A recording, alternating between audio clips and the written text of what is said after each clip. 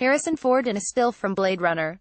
Ford plays a grizzled excop who hunts down bioengineered beings called replicants in a neon-lit Los Angeles of the future. On the 6th of October, Denis Villeneuve's Blade Runner 2049, probably the most anticipated film of the year, will release in theaters. It's hard to believe that the film is a sequel to Ridley Scott's Blade Runner based on Philip K. Dick's 1968 novel Do Androids Dream of Electric Sheep, has turned 35. Perhaps this is because its cyberpunk meets neo-noir palette is still being borrowed and its gritty approach retrofitted to whichever future shock scenario Hollywood turns its attention to next. Starring Harrison Ford as a grizzled ex-cop who hunts down bioengineered beings called replicants in a neon-lit Los Angeles of the future, Blade Runner was a rare 80s Hollywood movie that operated in a commercial vein but was still arrestingly strange. Novelist William Gibson, a third of the way into writing his own sci-fi classic Neuromancer when the film released, saw it and decided he was done for. Everyone would assume I decopped my visual texture from this astonishingly fine-looking film.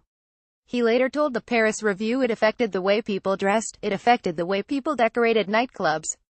Architects started building office buildings that you could tell they had seen in Blade Runner.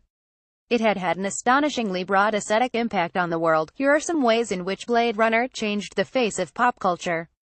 Providing the template for dystopian sci-fi cinema, few major Hollywood sci-fi films after Blade Runner have been spared from its influence. The DNA of Scott's film can be seen in Gattaca, The Fifth Element, Strange Days, Dark City, The Matrix Trilogy, Ghost in the Shell, both the 1995 anime and the live-action version released this year, and a dozen or so others. Steven Spielberg, who adapted Dick's Minority Report and whose AI artificial intelligence has several sequences reminiscent of Blade Runner, said in a 2002 interview to Wired, "I thought Ridley painted a very bleak but brilliant vision of life on Earth in a few years. It's kind of acid rain and sushi. In fact, it's coming true faster than most science fiction films come true. Blade Runner is almost upon us."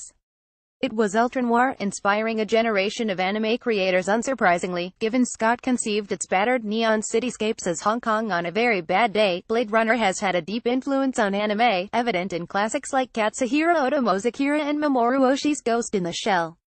When you create a film dealing with humans and cyborgs, you have no choice but to refer back to Ridley Scott's Blade Runner, Oshii said in a 2004 interview. This influence has now come full circle, with Shinichiro Watanabe, creator of the seminal late 90s anime series Cowboy Bebop, directing an anime short, Blade Runner Blackout 2022. Blade Runner was definitely the movie that influenced me most as an anime director, Watanabe says in a preview trailer. The film was released online last week and can be viewed on YouTube for free. The giant digital billboards in the Blade Runner predate the jumbotrons of today. Predicting future tech, Blade Runner may have looked like a wild sci-fi fantasy in 1982, but several of its technological leaps are close to becoming reality. Airborne cars must have seemed like an impossible dream back then, but there are a handful of companies attempting to manufacture flying cars today, and delivery drones are a partial fulfillment of this prediction. The giant digital billboards in the film predate the jumbotrons of today. There's the equivalent of a video call that Harrison Ford's character makes.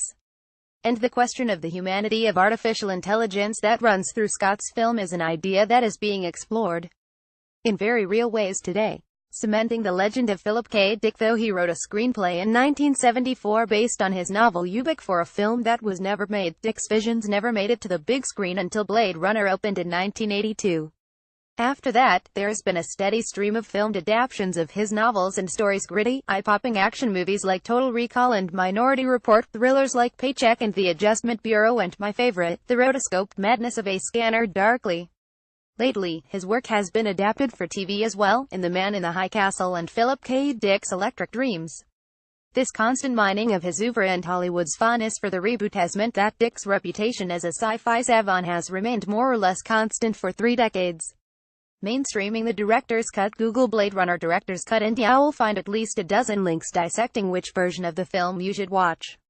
There are 8 known versions of the film and a legendary 4-hour version that's never surfaced, from the workprint prototype and U.S. theatrical release versions of 1982 to the 1992 director's cut, a misnomer. Scott didn't have complete control to the 2007 final cut, the one version Scott is presumably happy with. Some are subtly different, others markedly so. Ford's voiceovers, for many, a key element of the neo-noir mood of the film, are missing from the director's cut.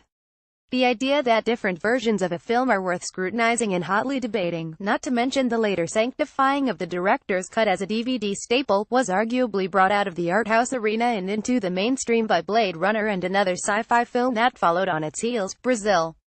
Blade Runner 2049 releases on the 6th of October.